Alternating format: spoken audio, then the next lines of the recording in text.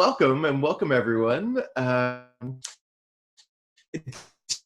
Really, it's I'm that suggested this. We have a number of people internally suggesting who to bring on to chat with, and I thought as soon as they asked, we've got to talk with Tim. Purpose is such a topic in self-managed companies, I think in general, Holacracy movement specifically, and frankly, way beyond that. It's not just limited to companies. Well, as far as I know, all of the systems that aspire to be require a purpose. Yeah, I don't. Yep, absolutely. And for purpose, there's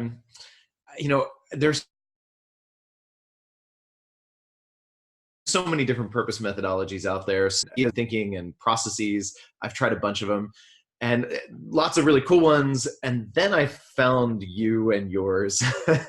And when I first met you and you started telling me to purpose work, confess, my friction was, great, guy that does purpose work. Right, blah, blah, yeah, purpose, blah, blah. Right. Been there, done that. There's lots of stuff. But it's like, we're into what you did, it jumped out at me and I realized just how unique it was. Mm-hmm.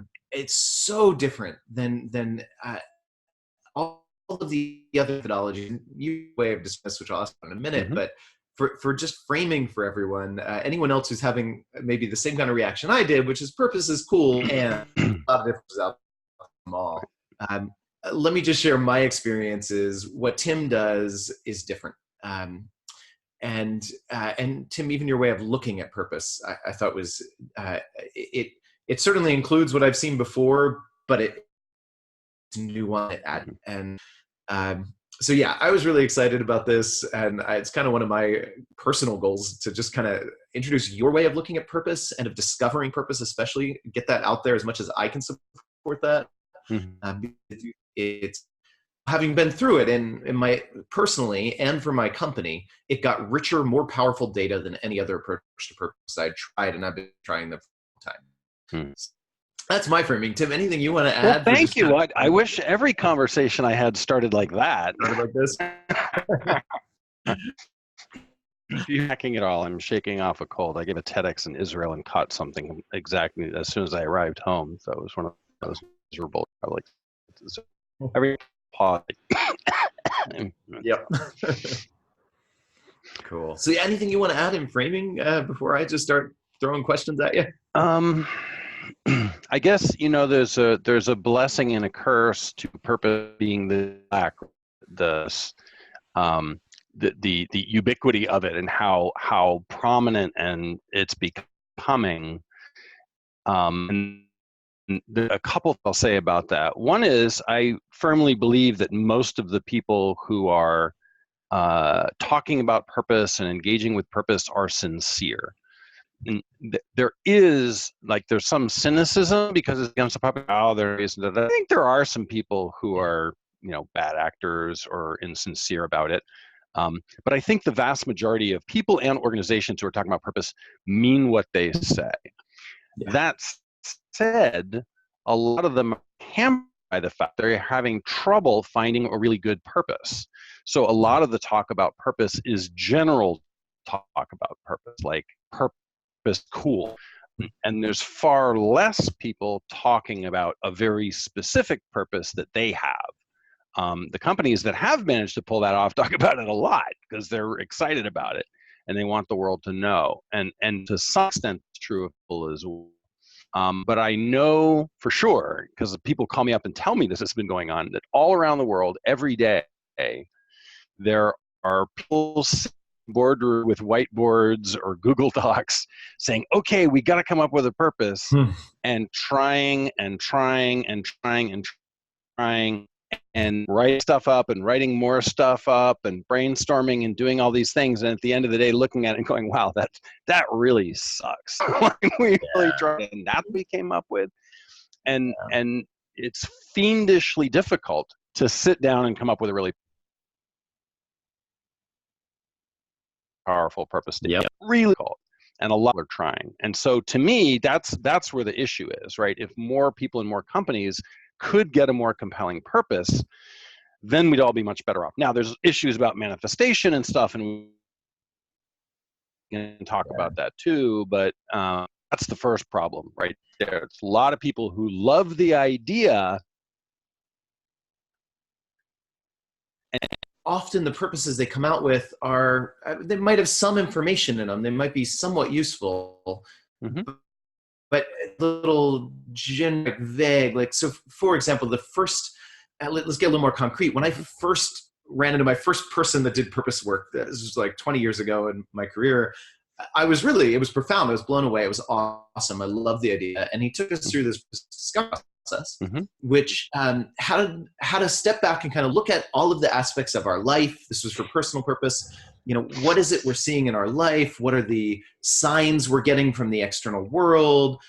Where do we feel energy, passion? What have we been really good at? What is life preparing us for? Right, all this stuff to kind of look at the evidence or the clues to purpose, right? And you kind of use that to start triangulating in of these different pointers, right? And you're trying to get this various purpose thing from those pointers, and I did, and I came up with something, right? But tell me, that's in a different category of what I know your methods. Explain that and what's different. Yeah, so that's what I call an indirect method, and like 99% of the purpose methodologies for individuals and organizations are doing roughly what you just described. And what's different is the different practitioners, different books, different schools will have different suggestions. And so if they're finding the purpose of an individual, you're sitting down with the individual. If they're finding the purpose of the company, they're sitting down with maybe the executive team or perhaps a broader group of people. Then they go all these questions. And the questions, some of them are backward looking, like what games did you want to play when you were a kid? Or in the case of a company, what was the founder's intent in creating the company? Those are backwards looking questions.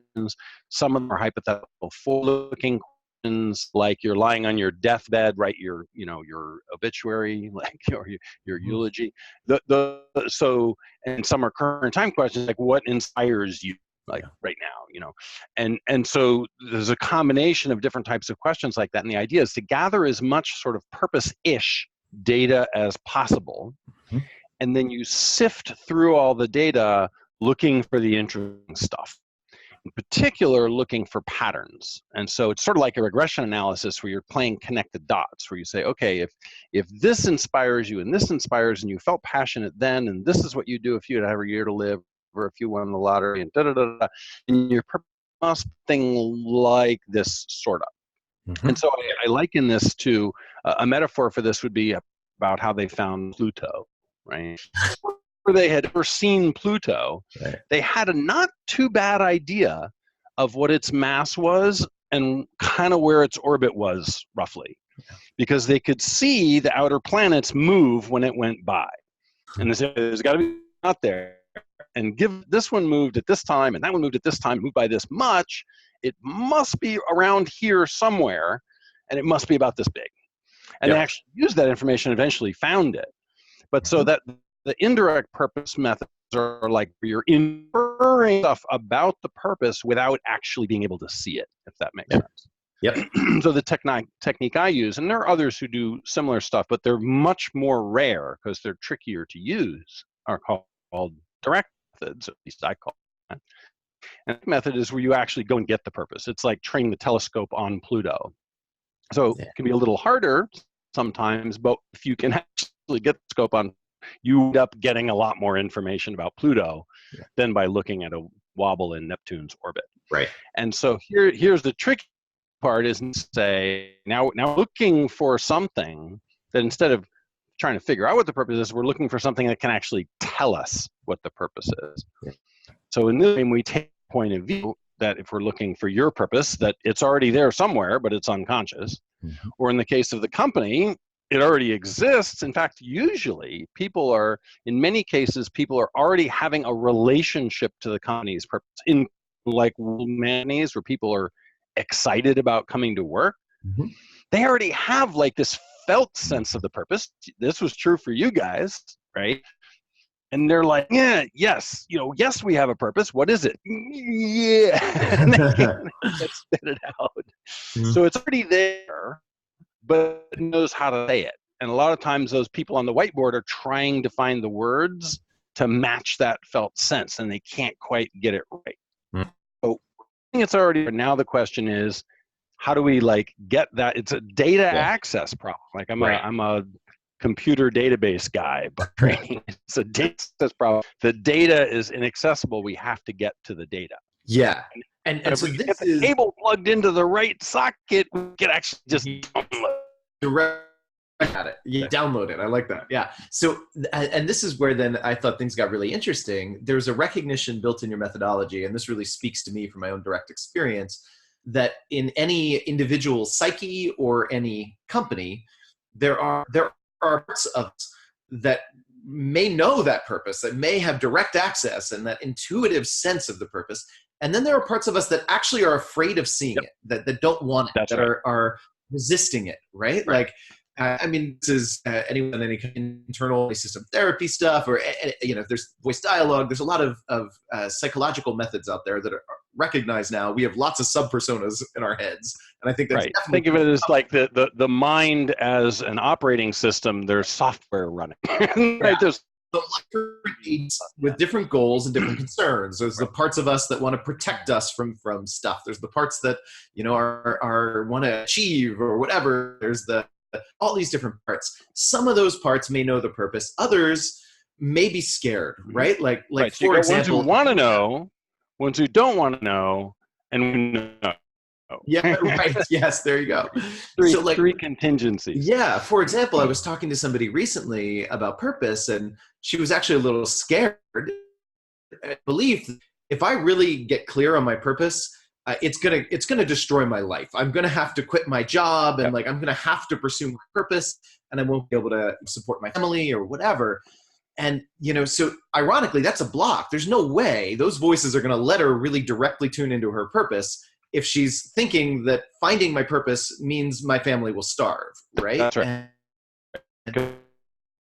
Because a lot of those little parts, voices in the head, are self-protective ones. So when you contemplate making some big change in your life, you can hear them in your head saying, bad idea, right? Hey, no, you got a paycheck, you've got a house, everything's fine, don't rock the boat. Right? And maybe think, I want to move to another state, or I want to change careers, or I want to quit, or I want to get divorced, or something like, and all right away you can hear the voices saying, no, like that. And so when you say, I want to find my purpose, they do exactly the same thing. Because of all these unpredictable ramifications of finding your purpose, right? Well, if I do, this might happen, or this might, right? What if my spouse thinks I'm nuts? What if my clients all fire me? What if I, you know, can't earn money at it? What if my purpose to feed starving children in Africa or something like, so all these scenarios start going on in the mind. And the easy way to be safe is for those parts just to cut the phone line and just make sure that there's no communication between the parts of you that want to know your purpose, that know your purpose. They just in the middle in there, like la la la la la. Right. Yeah, and it's interesting.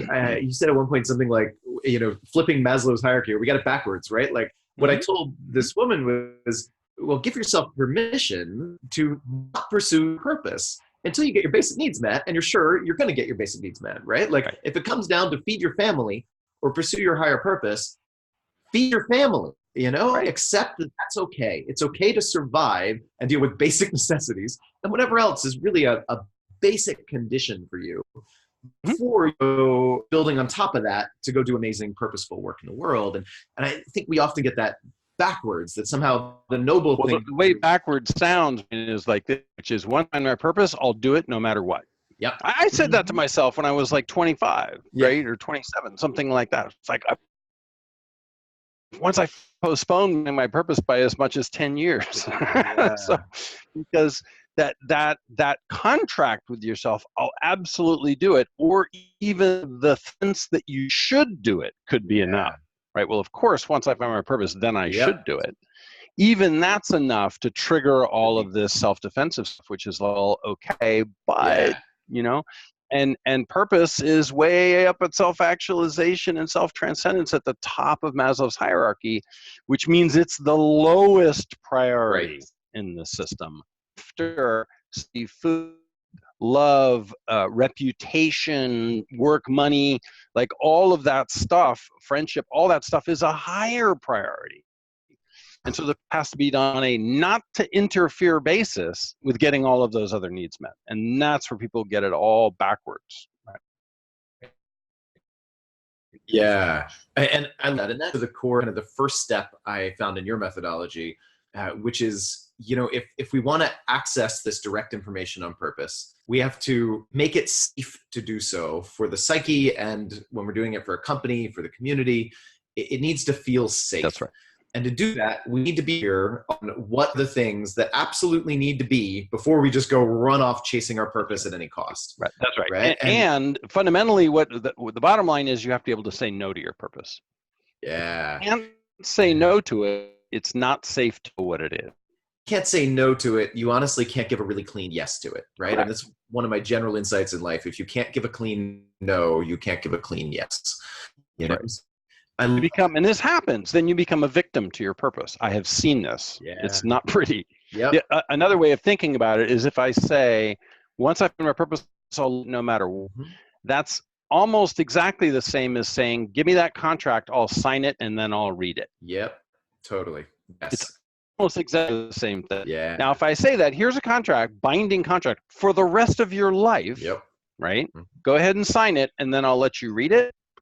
A very small percentage of people are going to go for that. With good reason. Yeah, and if you are going to sign it without reading it, it becomes not safe to even know about it, get it, even have the conversation. Where when I'm going to be mindful about this, I'm going to be clear about this, and I'm not going to sign something that hurts my basic needs. Now it's contract. What's it say?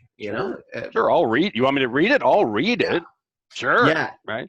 And then the very same vein, would say, "Oh, you want to tell me my purpose? Sure, I'm all ears." Yeah. I'm not committed to doing anything about it yet. Yeah.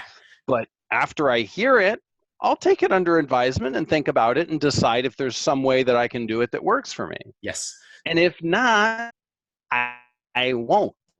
And say that honestly, then it becomes safe to know. Yeah. So making this more concrete, then this first step in this particular direct access purpose methodology, right, is to get clear on, you call them the conditions, right? What are the conditions? As long as these things are true, it's safe to know my purpose. As long as I'm making at least this much money and my reputation's intact and I've got fulfilling work and my family's cool and I'm healthy, as long as these things are cool, then I'll happily read the contract. Yeah. If all those things.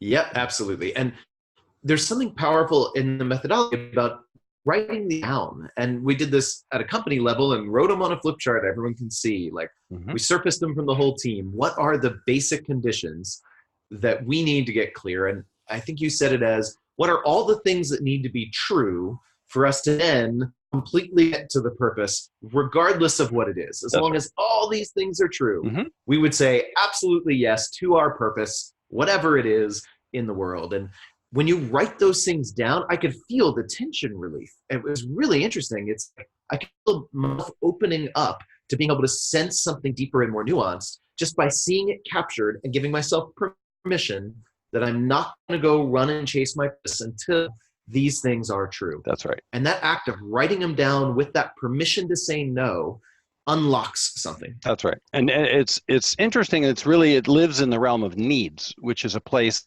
that people and organizations don't spend a lot of time thinking about. Yeah. So it actually forces you to think about, what do I need?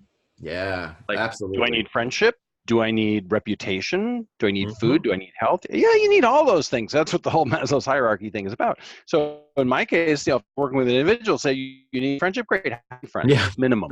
Right. Let's get specific, right? I don't need that many personally. Some people, it's like if they have less than 10, it's a problem. I'm like, good, write down the number. I need money. Of course you need money. How much? Right? Yep. Minimum, how much per year do you need to be worrying about money? Yeah. And so you wind up writing down the stuff, and now you have a list of the stuff that you need. How many people have ever sat down and written out what you need as an individual?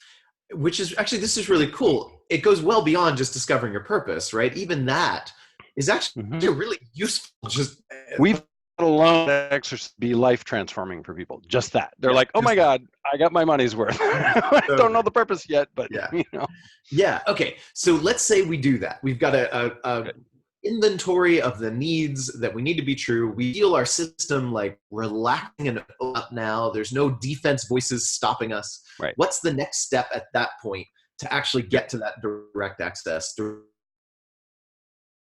information? So the next step is, who are you going to call? The next step is, because we said earlier, it's like, okay, so we're going to go plug the cable in somewhere where we're going to be able to download the information. Yeah. The next question is, well, what's that socket?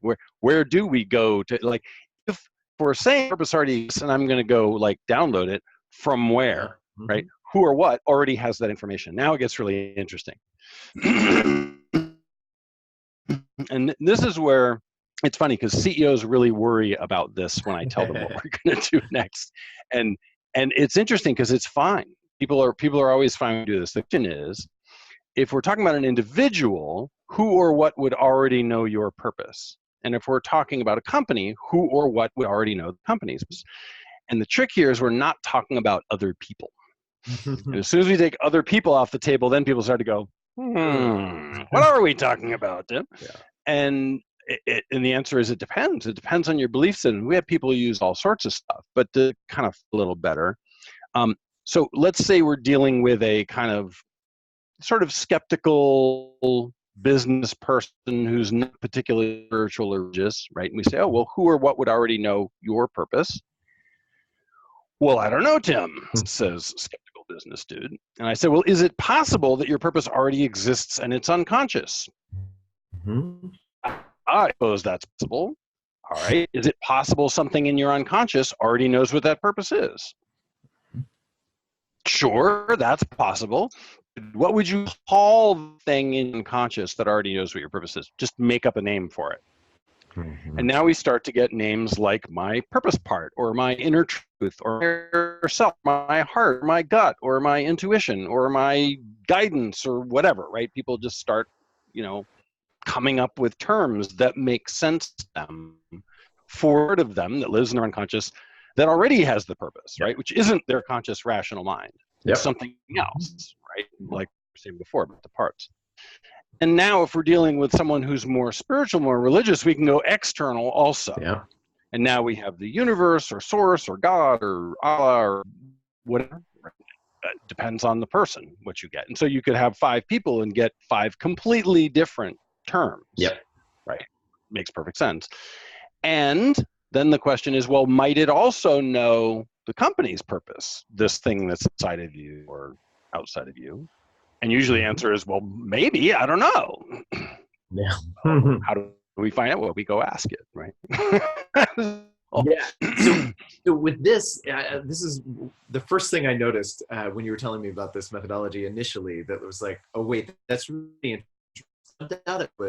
This makes it a meta approach. It's or what I call construct neutral. In other words, it doesn't presume or require a given meaning-making construct on the part of the user, and it scales across them. So you could literally have a room with one person whose meaning-making system is, so many years ago, God created the earth in 7 days or whatever, right? Like, and they might have, the thing that knows my purpose is God or whatever, sitting next to the totally rational, materialistic, business executive, stereotypical, who has some unconscious part of themselves, sitting next to the spiritual person that it's, my guiding animal spirits know it. Do you want to hear an example? This happened in a leadership retreat where we're finding leaders' purpose. There was an evangelical Christian, a atheist, a Hindu, and a New Age California type. And then in a small group bar and their purpose. And the mouse says. So they were in a small group together and they were fine. Yeah. Which I was like, okay, it's working. If the guys in a small group together working on their purpose together and there's no like tension or issues or conflict, got it nailed. It's working. Yeah. Right? This was like years ago or something. Yeah, so. And that also makes this a much easier methodology to bring into a diverse group, because you're and not to bring into business, because in business, people, unless you're the Catholic Church and that's the place of employment, people don't really want to be told what to believe. Yeah. Right. When they go to their company that makes cardboard boxes, they don't want someone saying, "Okay, you have to believe in angels." Yep. or source or this or that. Like it's, you know, and I wouldn't either. I would be really uncomfortable if someone started saying, okay, to work here, you have to have the following meaning-making frame. I'm like, I'm out of here, right? This is why I say that there isn't a problem, is because people get to bring their already existing meaning-making frame. Yeah, I love this. So it works with whatever frame they've got, and it helps them identify and name whatever they want to call this part or thing or whatever, name it. And then we can start having a conversation with it. And this is, when I first did this, I loved it. You actually walked us through 2 different exercises, and some worked better for some people and some worked better for others, which I thought was cool. So you've got different tools that you can bring in for having a dialogue with this part of self, first, whatever you call it, your trusted source in the meta language, whatever you want to name that thing. So the first exercise, you did a guided meditation with us, right? Which was just a chance to kind of visualize, a visualization exercise. Yeah, go for a stroll in the woods, go eat it, get a few questions. Yeah. And that was interesting. And like doing this visualization exercise, it was like stuff, just visuals came up. And I asked it some questions in my mind, and I got some interesting specs. So that one for me actually didn't work as well as the next one, although it did give me some stuff. And I know for some people that worked, like that mental guided. Some people are crying at the end of that. They're like, "Oh my God," Others are like thinking about their laundry or whatever. Right.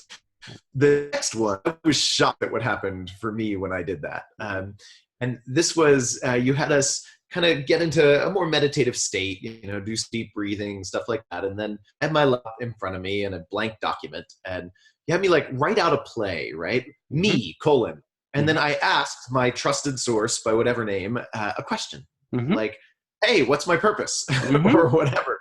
And then had me just source : like I'm writing out a play, and then just type without thinking about it, without trying to construct language, just type whatever's coming to mind instantly. Yeah, it's an online chat, and you're doing all the chatting. Yep.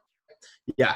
And I type something, and then I'd actually read it, and sometimes I'd be surprised. Like I wasn't thinking about what to type. I just typed whatever was just coming out unconsciously, and then I followed up dialogue : and I asked a follow-up question based on that answer, and it went deeper, and then again repeat, and I was shocked at what came up from there. It was when I went back and read it, it didn't sound like my typical writing. When I read what this it doesn't sound like you, right? Sounds like something else. It sounded like something else. Yeah, it was wild, and there were parts even was like in that energy where emotions were flowing out of me like powerfully. I was at one point, my body even, I was like shaking a little bit. It was just this energy that was just unleashed by this process. And I was really shocked at how powerful. I didn't expect that. I thought this sounds stupid. Big deal. I mean, I joke, but my first thought was like, all right, this Tim, whatever. Sure, Tim, I'll try your, right? I'm sure one of your other tools will work better for me, but this one was the one that really hit. And when I read, these lines were just poetry. And I don't write much poetry, right? But like I read this, and it was just this beautiful wisdom that I was shocked because I wasn't even thinking. I was just typing. Sometimes I literally didn't know what I was going to be typing until it was coming out.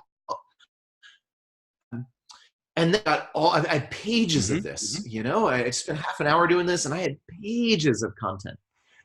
And when I read it, I was like, oh God, there's gems in here. Now I need to kind of distill it down and like pull out the gems.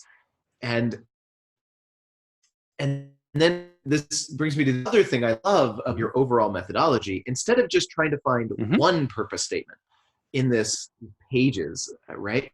Instead, it was at 4 different aspects of purpose. And I ended up with 4 different purpose statements.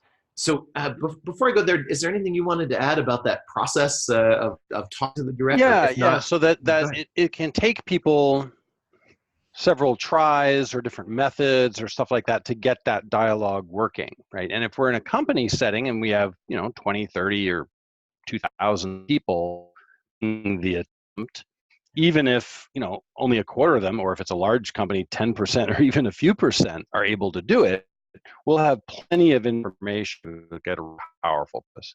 If we're doing an individual's purpose, then it's kind of important, right? That connection be working. If we're talking about your purpose, you have to be connecting to your whatever, your trusted source. So there's kind of technique and stuff for figuring out whether it's working or not. Yeah. And debugging it. Again, back to sort of communication technology. Is the line clear? Are we getting it right on the other phone? Is the data we're getting good? All that kind of stuff. And some people don't have the experience you had, Brian. They sit down and they write it, and when they're done, they're thinking, I made that whole thing up. Have no emotional response whatsoever. Yeah. And it worked, yeah. but they don't know it worked. They're questioning whether it worked. That's also a very common experience. So people have all sorts of different experiences, and people, if they're not having the kind of experience you had, because the kind of experience you had is going to tend to think, oh, I think that worked, right? But a lot of other people are going to say, wow, I don't know if that worked. I'm not sure. I doubt it. Yep. And that's totally fine, because would create purpose and invite you to make changes in your life off of bad data, right? So there's a whole bunch to that. But so once we get it working and now we're getting good data, then it gets into the next phase of the process. Yeah. Okay. So then we've got data, and if it's at a cut level, we don't just have one write-up like that. No, we have a bunch of them. This is what we did in Holacracy-One when we did this. We had maybe 12 people or something go through this process. 12 of these. Right now, we're doing it with another holacratic organization that has, I think there's 500 people in the system that we're working with. And what percentage? We'll see how much data we get. That's awesome. What percentage will you have go through that process? Well, we'll invite all of them to. We'll see how many of them do it. Right now, we're still in the personal purpose phase. Gotcha. When we're done with that, then we'll call everybody in to do the organizational purpose. Volunteers only, so we'll see how many people show up. Cool. So then we had 12 of these write-ups. We then categorized the content, the written from these trusted sources. We categorized them into these 4 types of purpose statements, right? And we put everyone's together. So we all write-ups, and the thing that fit, category 1, 2, 3, 4, we put them all together in each of those. So we had one master document now with all these candidate statements, each of these 4 aspects. Anonymous candidate statement. Anonymous, yeah. No names attached. We don't know who downloaded it. Nope. It's just a piece of text sitting there. So here's the text options for each of these 4 buckets. And the 4 aspects are the 4 aspects of purpose. So or for them weeding them down first? Let's talk about how we weed them down and then what the 4 are, because that seems like the train. So we have this awesome process, which I love, where the 12 of us sat around in a circle, right? And we had on the screen the document now. And we'd read aloud the first candidate statement, right? We'd all just read it aloud, and then we'd feel into our bodies, all right? Our emotions, our physical sensation. We're trying to get not just in our head here. We're not thinking about, does that intellectually fit? Which is another thing I love. We're not debating it either. We're not debating it. We're talking. And I love this. Holacracy is all about sensing tensions, and we don't sense most tensions in our thought space. We sense them in our bodies and emotions, our hearts first. Then we think about them. Right. So it's similar here. We don't want head level thought analysis. We want sensing directly. Correct. So we listen to our bodies and our emotions. And the question you asked is, how reactive or how much energy is there in your body and emotions when you just read this aloud? You said that. You just said something. Yeah. What happened? Yep. Yeah. And I love you had us rate it from -5 to +5, with 0 being no reaction. It's yes, the stone wall behind me. When I say that, I feel no emotional reaction. Right. Yeah. Nothing, right? No reaction. Yeah. Some statements some of we had an old purpose before we did this, which was liberate the soul of organizations. And when I read that, I feel some reaction. That gets me maybe a 2, positive 2 on the scale. And negative would be a negative action, right? But that's the scale. And we read these and we notice different ones have different numbers, right? Some of them are like lots of energy. You have, you know, strong reactions, sometimes strong positive, sometimes strong negative. And I love that. And you did like a quick average. So we just, everyone just simultaneously on finger, you know, 1 plus 4 minus, you know, or minus 5 or whatever, right? Like, and you just did a quick average, but you're not averaging the numbers, you're averaging the absolute Right. So values. for all plus 5s so and minus 5s, that's a 5. They're treated the same. And we're happy. We like that. Yeah. And that was interesting. So you're not even looking at, do you have a positive reaction? You're looking at, is there energy there? Is there reactivity there? Because even the strong negative reactions are often a sign there's energy there and something about this. It's actually an almost certain sign of accuracy about a purpose. And the way to think about it is that a really good purpose, a really compelling one, is intimidating. Yeah. It seems too much. It seems too arrogant. Yeah. And immediately people start to say, well, I can't say that. Yep. We can't put that on our website. Minus 5, right? That it's like that. They're like too much. Let's get something milder. You know, let's get something more manageable. Something I can wrap my head around. It's too much purpose for me. And then they have a strong negative reaction. I'm like, oh, which one's too much purpose? That one right there. Oh, circle that one. You know. Yeah, totally. Yeah, and that's how we then start like testing them against each other. And then sometimes you when you get two that look close, you read them off, A or B, which one feels more reactive. Yep.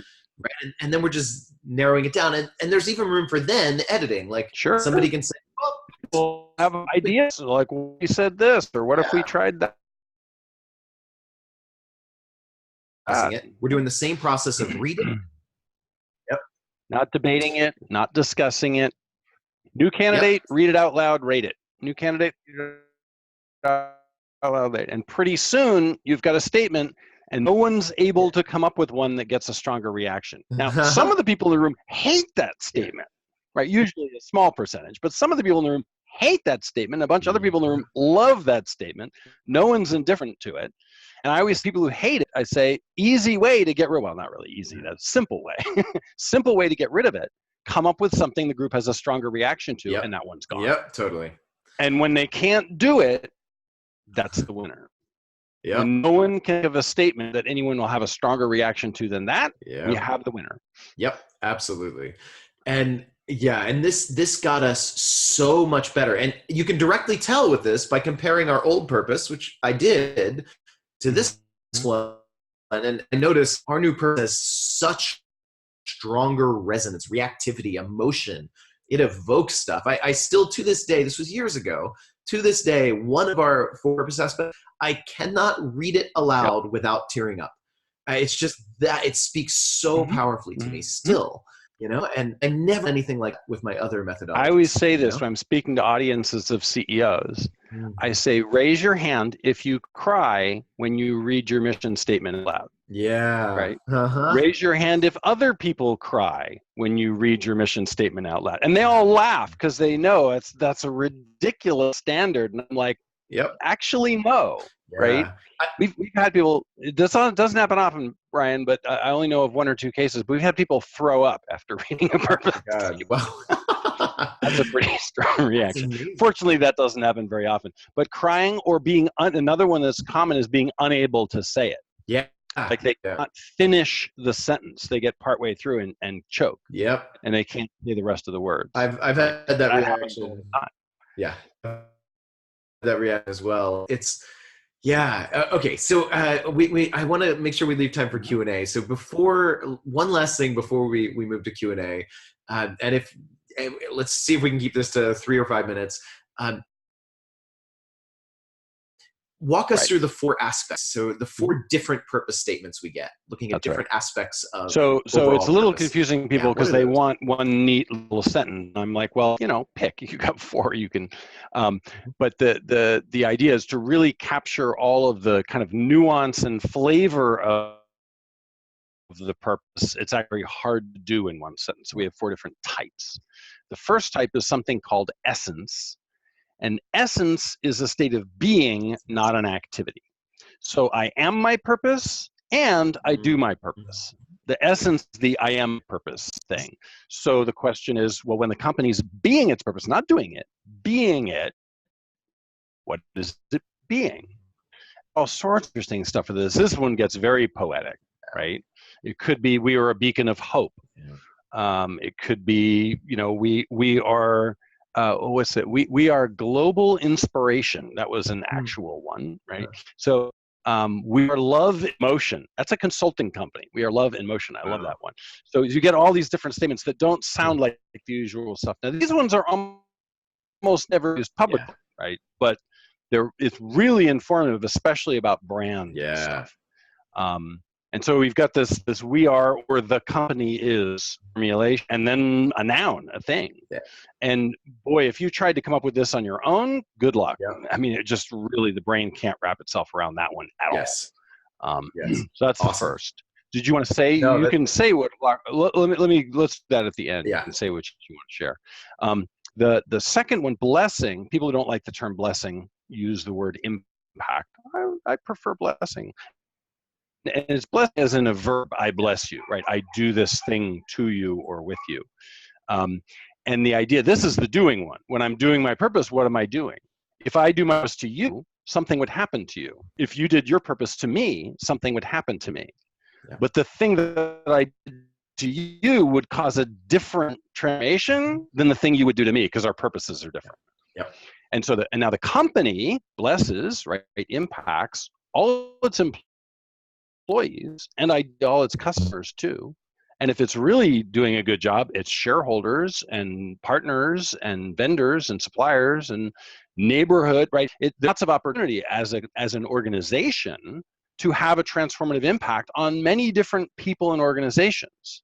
And a company that's living is actively developing strategies for doing exactly that. But what is that? Is it making people more conscious? Is it healing their wounds? Is it connecting them to their life purpose? What is the transformation that gets created when the company does it? Which may, by the way, have absolutely nothing to do with the business. So the business could be making tires, and the transformation could be bridging cultures. I actually know, I have an example. I know that their business model was gluing paper onto wood. And they made toys and maps and all kind of different stuff. And the employees were refugees from different parts of the world, most of whom didn't speak English. And the company culture was all about helping all these people get along and helping them all live good lives away from the place that they had fled. So the two aren't necessarily connected. Sometimes they are, sometimes they're not. The third is mission. This is what people normally think of about a company purpose, which is, but not a traditional mission in the business sense, more like a nonprofit mission. Save the whales, deal with climate change, feed the starving children. Like how will the world be different if your organization fulfills the purpose?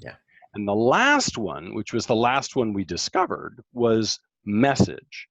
And message is, what's the wisdom that your organization has to transmit to the world? Here's a really good example. It was a company, it was a real estate company. And the message, you'll love this. So this is, now they're like giving information about houses for sale to realtors, brokers. That's what this company does. Their message was, connecting people to home and community is a sacred calling. So that's what they're communicating to these brokers, saying that, guys, this isn't just a transaction. I know we're giving you data, you're giving that data to customers so they'll buy houses. Something very important is going on here. Don't lose sight of it. Right? People's lives are being impacted. Right? There's the communication of wisdom. There's a reminder, right? Really cool. I love that each of these 4 aspects gives you a type of data. It's not just 4 statements. It's 4 very different kinds of statements, because each one has different information contained in it. And I find different ones useful in different contexts. And when you put all 4 together, you have such a clear picture of this. When we share this with every new person that comes into my company, and as part of the hiring, interviewing process, and it's so powerful to paint all four. It gives such a richer picture. Yeah. Okay, cool. And different people are drawn to different ones. Like one person may get all their juju from the message, and another one may get all their juju from the mission. Yeah, totally. Which is fun. Yeah, totally. So just as an example, I capture my blessing, the ripple way I impact others, right? My own personal blessing is I show people a radical new way to organize power. That's how I capture that. Something like that could lead someone to write a book about a different way of organizing companies. Totally, it might, right? Yeah, and interesting. It's time for me to update some of my purpose, so I'm going to go through this exercise again myself. I getting the intuitive hits and dreams and like all this other shit that's pointing me to something around. I don't know if it's me or maybe it's me sensing Holacracy-ones. I don't know. I want to revisit. My sense is it's something about love and power together. Oh, that's nice. Good. Yeah. But I know it's something in that. I know it's something in that direction, and like I really want to go into this and get that like really crystallized sense of what is that. It's probably essence, but maybe it's one of the other categories. Message. Sure. Who knows? Yeah. We capture Holacracy-one's mission as evolve humanity's relationship to power. Right? That's what Holacracy-one is trying to achieve, the giant big result it wants in the world. And then I'll just, as a last example, I'm going to read you our message. This one is long enough that I actually have to read it. And I also have to read it because I can't get through it otherwise. It's just too emotionally powerful for me. So this is the message we captured for Holacracy-one, which is, let me be the torch to light your way. Follow me into the darkness, and together we will merge on the other side and find new ways, more human ways, more whole ways together, ways that are more natural, more powerful. You can do this. Surrender and step into the unknown. The darkness isn't what you think. It's the place of birth. Allow the chaos and order will emerge. Beautiful order, painful order, exquisite order.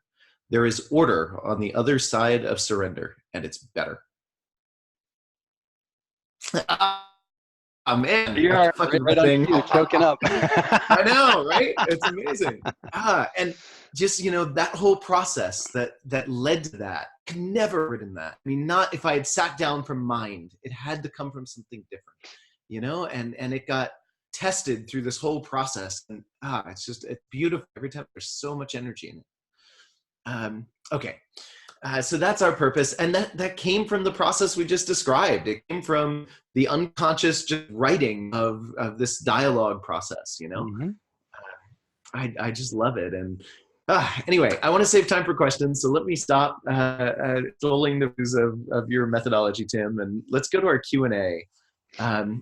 Let's see. Here it is, the Q&A button at the bottom of your interface. So if you have a question, post Q&A. I'm going to see if I can pick some here. Well, first of all, I guess first thing to go into, Tim, if people want to learn more, you tell us your book, any other places they can learn more. If they want help in their company, how can they contact you? So give us the 30 seconds. So I know there's some of the methodology can be found at truepurposeinstitute.com. That's where we train folks, consultants to find companies' purpose and coaches to find individuals' purpose and stuff like that. For me personally, it would be New Paradigm Global Leader.com. And Laura, if you would put those into the chat, that would be a blessing to me. truepurposeinstitute.com and newparadigmleader.com. Here's a question, Brian. This is a good one. As I see it, if it's a for-profit company, the real purpose is to make money.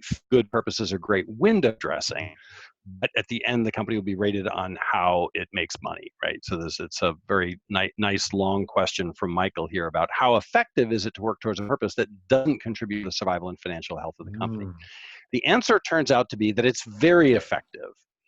And if you want to see some of the data on this and stuff, you can make firms of endearment or hang out at any conscious capitalism event. It is true that fundamentally the purpose of a company is to make money, in the same way that it's fundamentally true that the purpose of a human being is to eat. So you could say, well, how could you worry about all this airy-fairy stuff? You have to eat. You need to stay focused on food and survival. Yeah. Well, in a certain sense, that's true. You do have a responsibility to yourself to make sure that you know where your next meal is coming from. I know where and when I'm having my next meal. Unfortunately, it's a busy day. It's going to be this evening. But I know where it's coming from, and I have the resources to purchase that meal. So now set that aside and go do other things, right? But in the same way, for a company, if the company doesn't know how to make enough profit to pay its bills and to pay its employees, that's really what needs to be focused on. Yeah. But if you asked a person, like, what's your purpose in life? And they said to eat, wouldn't that concern you? Right. If they were in a refugee camp or they were homeless, that actually makes a certain amount of sense, right? If they're really not sure where the next meal is coming from, that would be a valid answer, right? For me right now, my priority is finding food. Okay. But if they're living the way most of us are living, where the food is like more or less handled, if they're obsessed about food, that means something's wrong. And it's not the lack of food that's the problem. And so the companies, it's exactly the same way. If a company is fully obsessed about profit and nothing else, that's actually not a psychologically healthy state to be in. If you think of the company like, as corporations are, artificial people, that's an obsession with something that's not really the most healthy focus. And what happens is employees get like bored and demoralized being in a place that only cares about money all the time, which has a negative impact on the bottom line. Yes. So if you look at how companies that operate to a higher perform, stock-wise, they outperform their peers 12-1. If you look at employee engagement at the average company globally is 13%. In purpose-driven companies, it's 90%, 90, which is a massive. When you think about Gallup on employee engagement, that's an extraordinary competitive advantage. So how does it work to focus on purpose? It works way better. Why? Because people start to care about the company and its success. If the goal is to generate money for these people that you will never meet, it's just not exciting and inspiring, aren't motivated to work that hard at it. There's a great quote my friend John Mackey has. He's the founder of Whole Foods, and he said at one point, look, if all you want to do is get filthy rich and make as much money as you can, and you don't care about values and you don't care who you step on along the way, the most effective strategy you can employ to get filthy rich is to run the most conscious, purpose-driven business possible, right? That honors all of its stakeholders. And it's an interesting juxtaposition he does there, and I like it. It's this helps, right? It's even if you do think we just want to make as much money as possible, this is still a better way to do it, right? And the more genuine it is, the more money it makes you. That's right. The more sincere you are about it, and the more passionate you are about it, and the more willing you are to inconvenience yourself in pursuit of that purpose, the more inspired the employees will be, the more loyal the customers will be, and the more likely money. I want to answer. Obviously, there's limits to that, but yeah, go ahead. Yeah, I see Frederick Lelou's question. Frederick, an honor to have you here. Hi, for one, and two. I want to give my answer and then hear Tim. So the question Frederick asked is, I'm curious how you relate to Koenig's insight that every company has a primary source, in his words, that a person with a quote more direct access to an information channel that whispers what the company needs. And one of the things I noticed as we were doing this purpose process, when I look at the results and HolacracyOne's purpose, more than half of the content in there came actually from my write-ups. Not all of it, but more than half of it, which means of the 12 of us, my own channeling of our purpose is far more than represented with the 8% you would expect. It's 60% or something, 70% of the language in there. The message I just read was mostly stuff that came through my writing. But some of our other purpose aspects were more from somebody else's writing. So what I love about this is it still honors, and if that's true, if I have a more direct channel or a more powerful channel to our purpose, right, then great, that shows up in the results. The words I channeled usually rated stronger when everyone read them without knowing who wrote them, right? This was all anonymous. So my words tend to resonate more powerfully, and thus they were the candidates that made it to the top and got in. But not always. Every now and then, some of that language came from other people, often long-term employees, sometimes somebody that was newer and just was so energized by this company, they tuned into something, right? So, and that language sometimes beat some of the language I came with in surveys. And I felt also that it was more powerful. So I know the way I relate to that is kind of a yes, that resonates with me. I do think some people are more tuned in than others, and often founders, not always, but often. But at the same time, I love the process that allows that to be if it's true, and to allow others to get information in when they have a better direct access in this moment. I'm curious, Tim, how would you? The way I would answer it, so let me say I want to push back a little bit on the primary source language, which implies that there's a person who's the company whisperer or something like that, because there could be multiple.